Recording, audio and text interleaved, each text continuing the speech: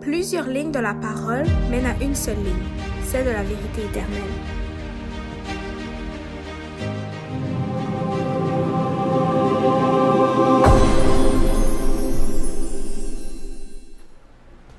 Donc bonjour à tous et aujourd'hui dans cette leçon numéro 12, nous allons voir qui a changé le sabbat. Et donc je vous souhaite la bienvenue à ceux et celles qui sont sur cette émission pour la première fois. Cette émission a comme titre « Allons à l'école du sabbat ». Et aujourd'hui nous allons voir dans la 12e leçon de ce trimestre, le triple message de l'Évangile, justement, qui a changé le sabbat. On pourrait répondre facilement, très simplement, dès maintenant, mais j'aimerais prendre la Bible et l'école du sabbat avec vous pour que nous puissions l'ouvrir et explorer dans ces deux merveilleux livres ce qui nous est dit à propos de celle ou celui qui a changé le sabbat. Et donc, je vous souhaite bonne écoute et bonne étude.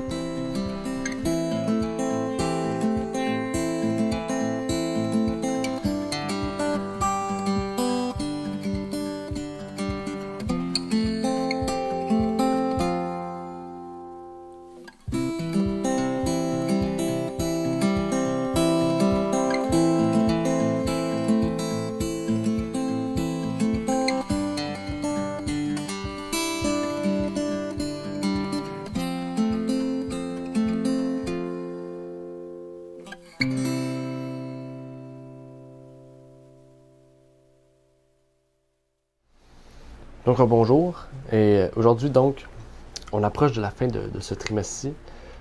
On est rendu à la 12e leçon. Il reste 2 leçons avant le prochain trimestre. Donc il reste la prochaine leçon sur le sceau de Dieu, où est-ce qu'on va retourner un peu dans le livre de l'Apocalypse et en fait savoir l'importance du sabbat. Et on va finir avec la dîme, qui a comme titre la propriété de Dieu. Et si vous n'avez pas vu aussi, on a rajouté une nouvelle section. À la fin des écoles du sabbat, maintenant, on rajoute cette section qui a comme titre « Autre titre ».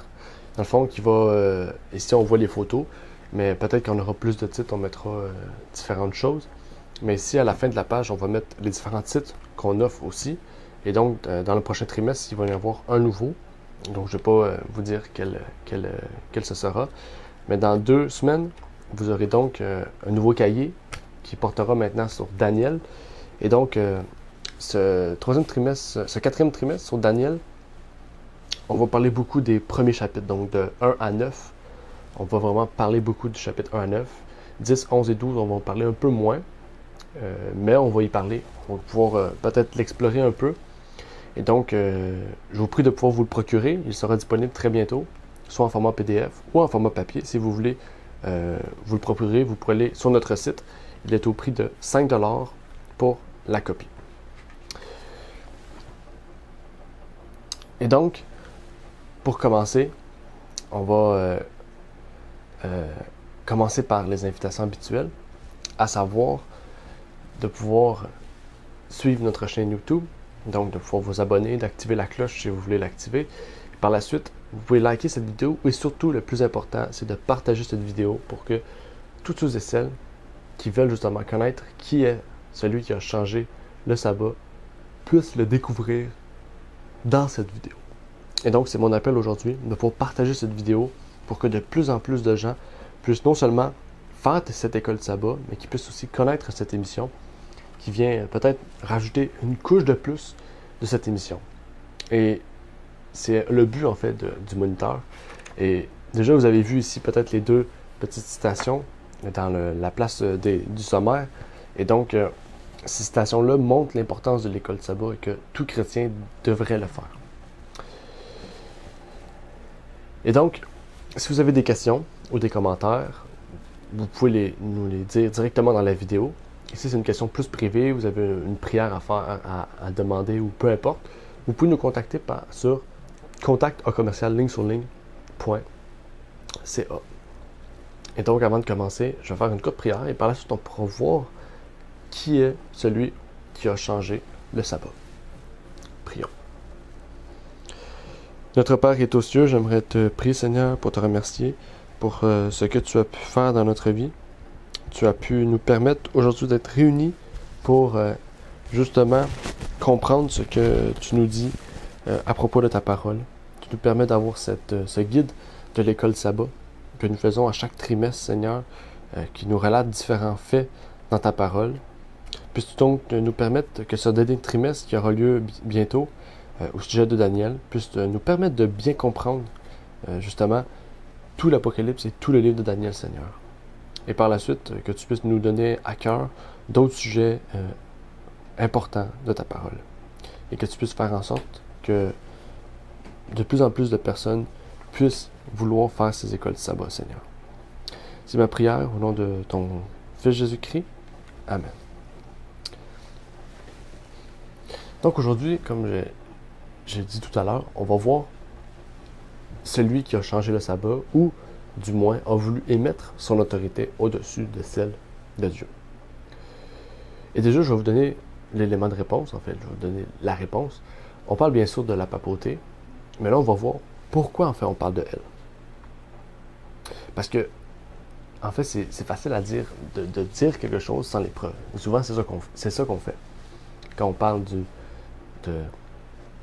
la marque de la bête, on lit seulement les éléments et par la suite on dit que c'est la puce, on dit que c'est quelque chose, mais il faut lire vraiment tout le contexte, il faut comprendre tout ce qui est dit et surtout prendre des faits historiques aussi pour nous amener à comprendre ce point-là.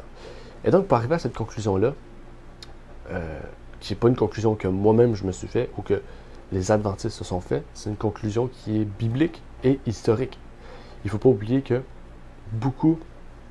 en fait, la plupart des accomplissements prophétiques, ce sont des faits historiques. Donc, c'est-à-dire qu'il y a des preuves, qu'il y a des choses qui nous prouvent vraiment que toutes ces choses sont vraies.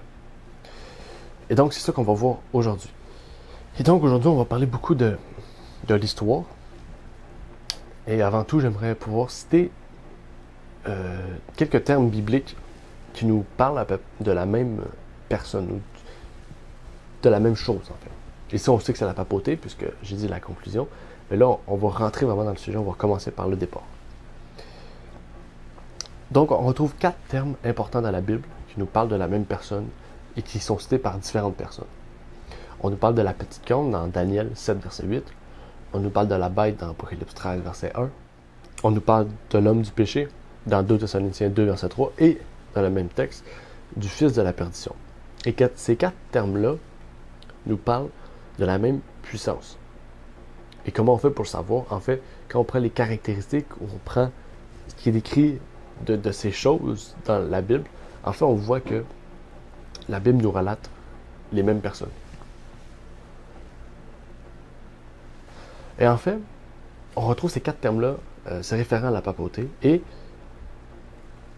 si on prend vraiment ce qui est écrit dans ces caractéristiques-là, comment elle a pu accomplir toutes les descriptions qui étaient dedans. On va pas prendre toutes les descriptions, j'ai pris quelques descriptions, en fait, que des faits historiques nous est relaté. Et on va commencer par le fait que elle s'est proclamée sur terre comme étant Dieu. On lit dans le livre de B.G. Wilkinson, que je vous conseille, B.G. Wilkinson, The Truth Triumphant, à la page 375, qui est un livre formidable, qui nous dit comme suit. Cependant, la puissance toujours croissante de la vérité évangélique exaltait la Bible au-dessus de l'Église. La papauté refuse de renoncer à sa prétention de placer l'Église au-dessus de la Bible. Le peuple était fatigué des essaim de moines et de nonnes qui propageaient une vaste ronde de processions, de génuflexions, de perles de prières, d'amulets, d'images sur les murs des églises, de glorification des reliques, et de beaucoup de bruit autour du purgatoire. Tout cela semblait aux minuties des pharisiens que Jésus est venu abolir. Donc, on a bien lu ce qui était écrit dans la citation. Okay? La papauté refuse de renoncer à sa prétention de placer l'Église au-dessus de la Bible. Parce que pour eux, c'est ça. Pour eux, l'Église est au-dessus de la Bible. Donc, si l'Église dit que c'est le dimanche et que la Bible dit sabbat, en fait, on doit suivre ce que l'Église dit. Et c'est pour ça que le fait d'accepter le dimanche, ou la Trinité, ou peu importe, c'est toutes des choses qui donnent puissance à la papauté. Même si on sait que c'est d'une origine païenne, En fait, la papauté qui se dit être chrétienne, le catholicisme se dit être chrétien, mais qui est christianiste venu du paganisme. En fait, on voit que, justement, ce sont des choses, des personnes qui se disent être au-dessus de Dieu. Mais c'est pas fini. Elle a voulu aussi changer la loi de Dieu. La preuve, on l'a vu dans la dernière semaine, et on va voir maintenant, qu'elle a changé le sabbat au dimanche, et qu'ils ont retiré aussi le deuxième commandement sur les images. Donc, en fait, ce qu'il faut comprendre, c'est que souvent, ils ont laissé le terme sabbat, ok? Mais ils n'adorent pas le sabbat, ils adorent le dimanche, et ils ont retiré le deuxième commandement pour diviser le 10e en deux. Parce que le deuxième commandement nous parle des images, et eux, ils ont mis des images dans leur église, en fait, partout. Mais c'est pas fini. Retournons dans le livre de Truth Triumphant de B.J. Wilkinson. Si vous ne le savez pas, c'est un docteur adventiste des années 1920, où il nous décrit vraiment que l'Église a persécuté les chrétiens. Il nous dit comme suit, « Mais Constantin ne s'est pas arrêté là. La persécution a recommencé. Cette fois, ce n'était pas contre tous les chrétiens, mais contre les églises qui étaient déterminées à défendre la foi autrefois livrée aux saints. Elle fuit. La haine des Romains par les Perses signifiait la haine du nouveau christianisme romain et les sympathies pour les croyants de l'Évangile. » Donc cette fois-ci, qu'est-ce qui est arrivé? Cette fois-ci, ils ne combattaient pas les chrétiens, on pourrait dire qu'ils se disaient être chrétiens, mais qui n'étaient pas de véritables chrétiens, donc on pourrait dire des apostats, des personnes qui étaient dans l'erreur. Non. En fait, l'Église combattait ceux qui ne reconnaissaient pas l'Église comme étant au-dessus de la Bible. Donc ceux qui suivaient les apôtres, les saints, comme il est écrit dans le texte. Donc c'est grave en fait. Et toutes ces choses-là, en fait, ils vont revenir. Quand la papauté va retrouver sa puissance par la loi du dimanche, par la marque de la bête, en fait, et on va en parler la semaine prochaine surtout, en fait, la papauté va pouvoir retrouver cette autorité-là et dire, tous ceux qui ne reconnaissent pas le dimanche ne reconnaissent donc pas l'Église catholique, ne reconnaissent donc pas le système papal, et donc doivent être mis à mort, doivent être mis en prison. Et bientôt, on va sortir un dépliant, justement, qui va nous parler de l'actualité.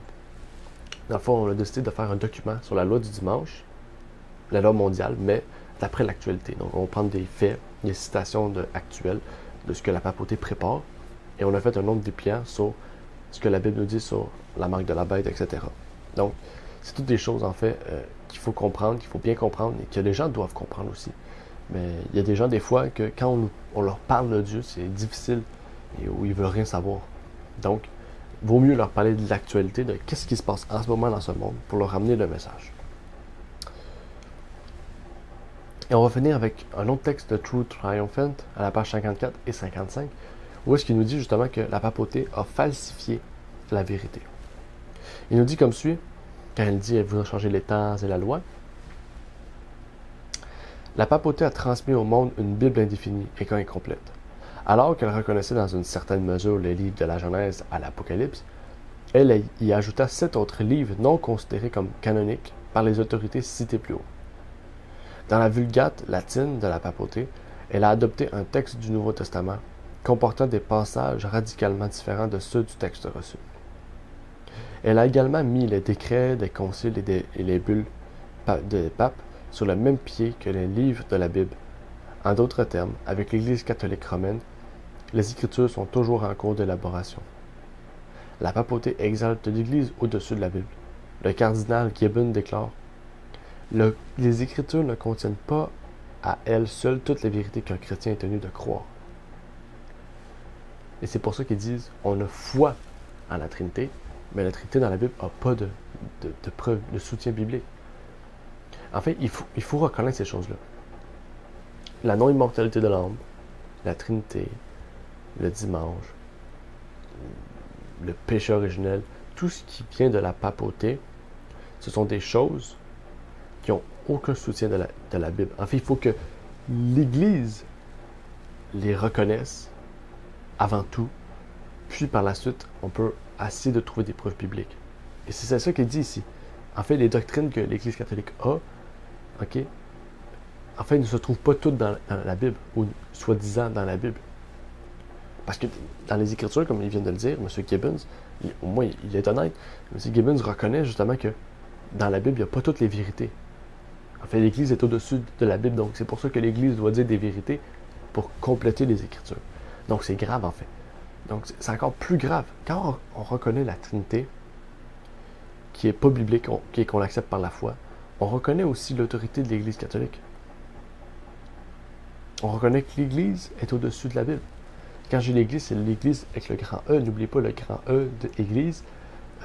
Aujourd'hui, on le prend au sens général de toute organisation religieuse, mais le sens originel de ce mot, c'est le grand E porte le nom de l'Église catholique. Quand on parle du grand E, on parle de la grande Église catholique romaine. C'est le sens original du mot. Mais tous ces changements ont lieu. Toutes ces choses ont lieu. On aurait pu continuer en fait. Et justement, le livre Truth Triumphant de B.G. Wilkinson, c'est un livre d'à peu près, je ne sais pas combien il y a de pages, peut-être 500, 600, 700. C'est un livre qui nous relate toute l'histoire. C'est un peu comme A.T. Jones a écrit comme livre, j'ai oublié le titre de ce livre. Il a écrit un livre justement relatant toute l'histoire. B.G. Wilkinson est, on pourrait dire, quelque chose de un peu mieux que A.T. Jones. Parce que peut-être qu'avec la découverte de plusieurs livres, de quelques années plus tard, la facilité de trouver des documents, peut-être que, je sais pas, mais le livre est un peu plus long et il rapporte des faits peut-être plus précis, plus larges, qui nous apportent à mieux comprendre l'histoire. Et par ce livre-là, on ne comprend pas juste l'histoire. Parce qu'il nous parle des prophéties bibliques, il nous relate l'histoire, comment le mensonge est arrivé. Donc, c'est un livre d'histoire, mais c'est un livre prophétique aussi. Donc, c'est un livre très intéressant. Et c'est pas pour rien aussi que l'Église adventiste a décidé de brûler ce livre-là, justement. Et qu'on retrouve plus une trace aujourd'hui de ce livre papier. Mais on retrouve seulement des formats PDF. Je sais pas comment on a eu ces formats PDF-là. Mais on rend gloire à Dieu parce que c'est un livre vraiment formidable. Et surtout, qu'est-ce qu'il faut comprendre, c'est que souvent on se dit, ok, mais ça a pris combien de temps à faire toutes ces choses-là? Parce que souvent on se dit que il faut comprendre qu'un mensonge ne se développe pas en une journée. On dit souvent Rome ne s'est pas construit en un jour. Justement, Rome ne s'est pas construit en un jour parce que Rome est construit sur un mensonge. Et le mensonge ne s'est pas construit en un jour. Même aujourd'hui, les gouvernements ou les médias veulent nous mettre quelque chose en tête. OK? Et souvent, on va le voir, on va dire « Oh, mais là, moi, j'accepte pas ça. » Mais quand ça va faire 5 ans qu'on se fait entendre ces choses-là, qu'on se dit que c'est bien, c'est bien, c'est bien, par tous les médias ou tous les gouvernements, 5 ans plus tard, quand le gouvernement va dire « On veut appliquer ça comme loi », vous allez dire « Mais c'est bien. » Pourquoi? Parce que les médias l'ont dit pendant 5 années de temps. C'est un lavage de cerveau. Et c'est pas pour rien que la télévision, on pourrait étudier l'origine de la télévision, mais la télévision, c'est un médium. Et quand on dit un médium, c'est, vous savez, un médium, c'est qu'est-ce qui nous met en lien, en contact avec quelque chose. Un médium, c'est l'intermédiaire qui nous met en contact avec quelque chose. Et un médium, c'est lui qui nous met en contact avec les morts ou avec les esprits, d'après ce que l'on dit. Mais la télévision, c'est ça, en fait. Il nous met en contact avec quelque chose, avec des esprits. Il nous met en contact par un message, en fait. Donc, en nous donnant ce message-là, il nous lave le cerveau, il nous met des nouvelles idées, en fait, qu'on n'avait pas auparavant. Et c'est pas seulement les médias. Les films font cela, OK? En fait, on pourrait prendre un enfant qui n'a jamais vu de film, on lui dit certaines choses, et on pourrait lui faire écouter des films qui viendraient, on pourrait dire, contredire ces choses-là, et au bout de certaines années, il verrait ça beaucoup moins grave, ou peut-être normal, en fait, de certaines choses. Et c'est un point que j'aimerais parler, parce qu'aujourd'hui, c'est quelque chose de très important. Mais ici, c'est juste pour vous montrer que, en fait, l'Église catholique n'a pas travaillé sur 1 an, 2 ans, ou 10 ans, ou 20 ans. En fait, ils ont travaillé sur plusieurs centaines d'années pour construire ce mensonge-là. Et c'est pas un petit mensonge, c'est pas une doctrine ou deux. Ils ont construit une Église basée sur le mensonge.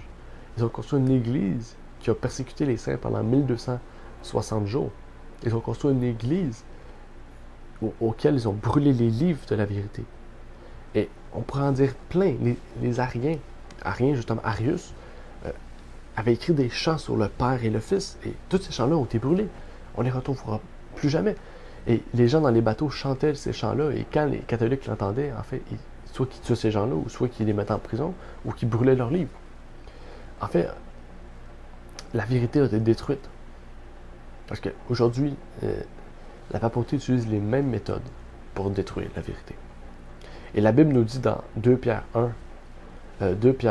2, versets 1 à 3, « Or, comme il y a eu de faux prophètes parmi le peuple, il y aura aussi parmi vous de faux docteurs. » Les faux docteurs, c'est des enseignants, qui introduiront secrètement des sectes pernicieuses et qui, reniant le Seigneur qui les a rachetés, attireront sur eux-mêmes une perdition soudaine.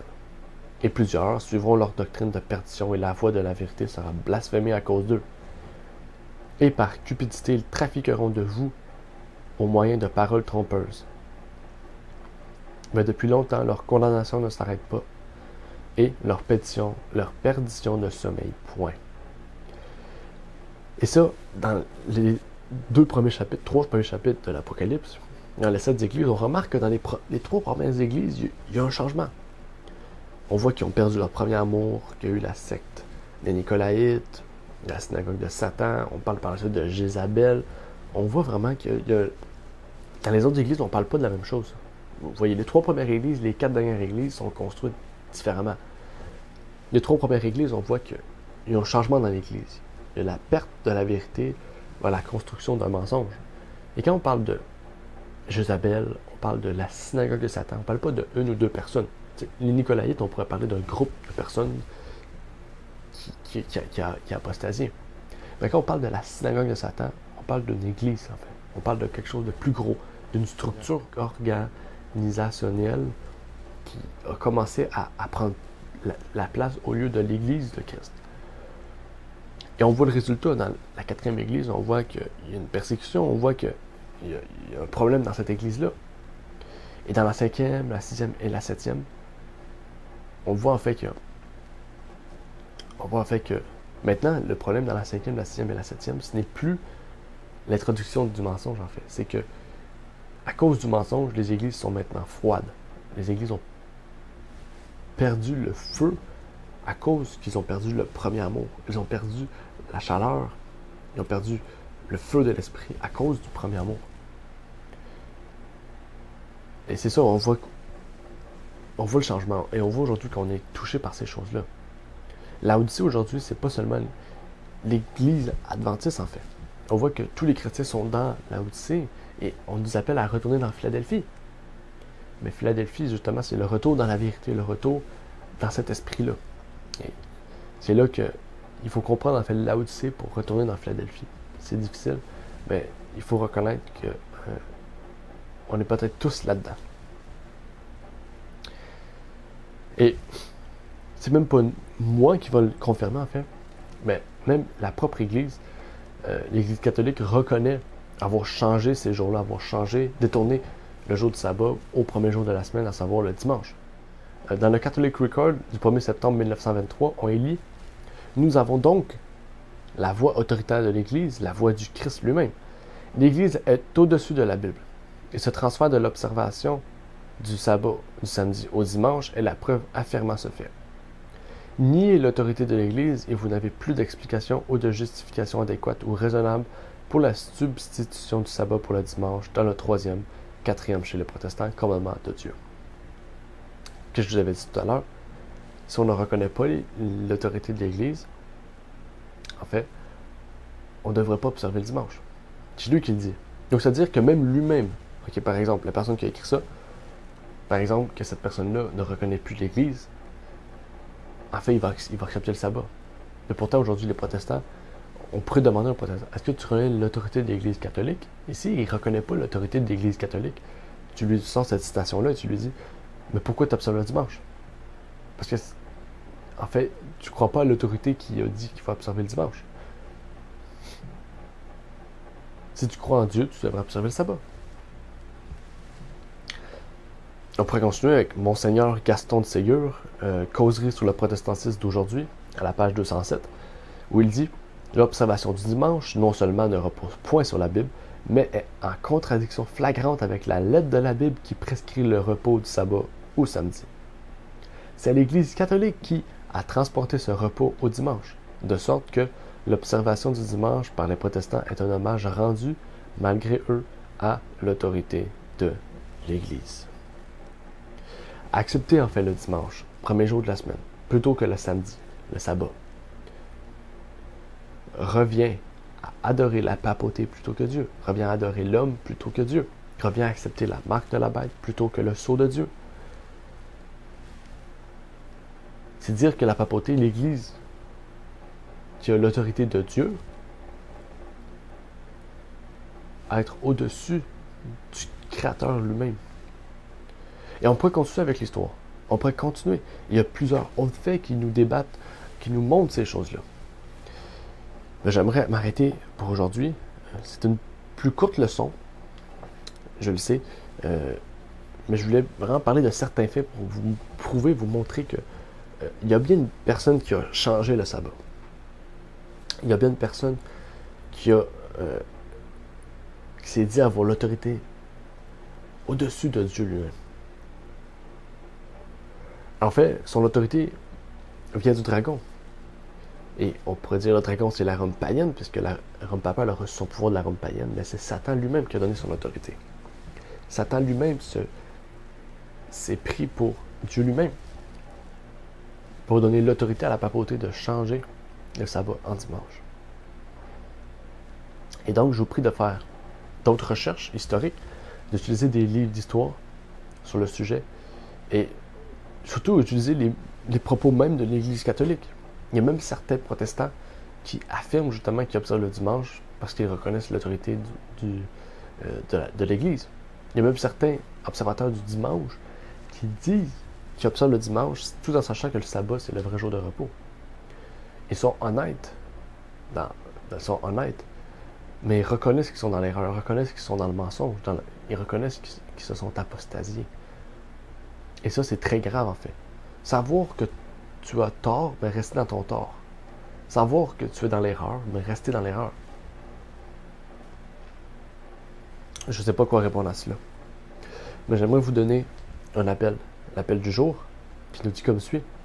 Dieu nous appelle à nous détacher de la tradition humaine, puisque c'est une tradition humaine, et d'accepter surtout la parole de Dieu, la parole de vérité, comme guide dans notre vie, dans notre entourage aussi. Car les prophéties vont s'accomplir. Et nous serons alors dans le mauvais camp. Choisissons la vérité. Plutôt que la vie facile. Et donc, choisir le monde. Parce que accepter le dimanche, c'est choisir le monde. La plupart du monde, même s'ils n'observent pas le dimanche comme un jour, ou comme le jour du Seigneur, le jour du repos, en fait, ils se reposent le dimanche. Et le sabbat, c'est la grosse journée. Et ça, c'est la vie facile, parce qu'on suit ce que le monde fait, sans le vouloir. Et Dieu nous dit, soyez parmi le monde, mais ne soyez pas du monde. Soyez le sel de la terre. Comment on peut être le sel de la terre si on fait partie de ceux qui ne veulent pas être le sel? Donc, je vous laisse réfléchir sur ça. Faites vos recherches historiques, je vous en prie. C'est une prière et une demande pour vous, pour vous que je fais. Et j'espère que si vous avez besoin de documents ou pour faire vos recherches, ça me fera plaisir de pouvoir vous aider à faire vos recherches. Et même pour ceux qui écoutent cette émission pour la première fois, je vous prie de partager cet épisode de cette émission pour que les gens puissent voir et connaître vraiment qu'est-ce qu'il en est de la réalité sur le dimanche. Sur la réalité de qui a changé le sabbat. Et donc, j'aimerais terminer par une courte prière avant de pouvoir vous laisser et de pouvoir donc commencer vos recherches historiques et donc de découvrir la vérité sur qui a changé le sabbat. Prions ensemble. Notre Père qui est aux cieux, j'aimerais te prier, Seigneur, pour te remercier pour ce que tu as pu faire dans notre vie. Tu as pu nous permettre, Seigneur, de mieux comprendre ce que tu veux nous révéler dans ta parole. Tu nous as permis de comprendre non seulement ta parole, mais de nous révéler ce que l'histoire dit à propos de ce changement. Tu nous montres que tu ne changes jamais. Tu restes le même. Tu restes toujours le même. Tu nous as montré que le sabbat était présent dans ton Ancien Testament. Tu nous as montré qu'il était présent dans le Nouveau Testament. Et tu nous as montré par l'histoire que ce n'est pas toi qui as changé ce jour, mais c'est que c'est l'autorité que l'Église catholique s'est auto-proclamée par Satan lui-même comme étant l'investigateur qui a changé ce jour. Mais nous voulons suivre la vérité. Nous voulons suivre le Dieu véritable avec son Fils de Jésus-Christ. Il nous démontre dès la création que le sabbat est le jour de repos. Le 7e jour, le samedi, comme on l'appelle couramment. Et donc, puisses-tu nous aider à suivre la vérité, à rester, à demeurer dans la vérité, et à ne pas prendre cette marque, à ne pas prendre ce jour du dimanche, qui est non seulement une falsification, Seigneur, mais qui est un hommage à cette papauté qui a détruit tant de vies et tué tant de gens qui étaient prêts à tout donner pour la vérité. Donne-nous la force et le courage de pouvoir aussi tout donner pour la vérité, de vouloir être persécuté comme Jésus-Christ a été persécuté. Puisque ta parole nous dit, ceux qui suivront mes pas seront persécutés comme je le fus. Et donc c'est ma prière pour tous ceux et celles qui veulent demeurer dans la vérité, peu importe leur croyance, peu importe leur dénomination, peu importe où est-ce qu'ils sont, qu'ils puissent accepter la vérité, non seulement sur le sabbat, mais sur tout ce qui viendra par la suite. Je te prie donc pour ces choses au nom de ton Fils Jésus-Christ. Amen. Merci d'avoir écouté cette vidéo. Pour plus de contenu, abonnez-vous sur notre site Internet. Il est également possible pour vous de nous suivre sur notre page Facebook et de nous contacter par email.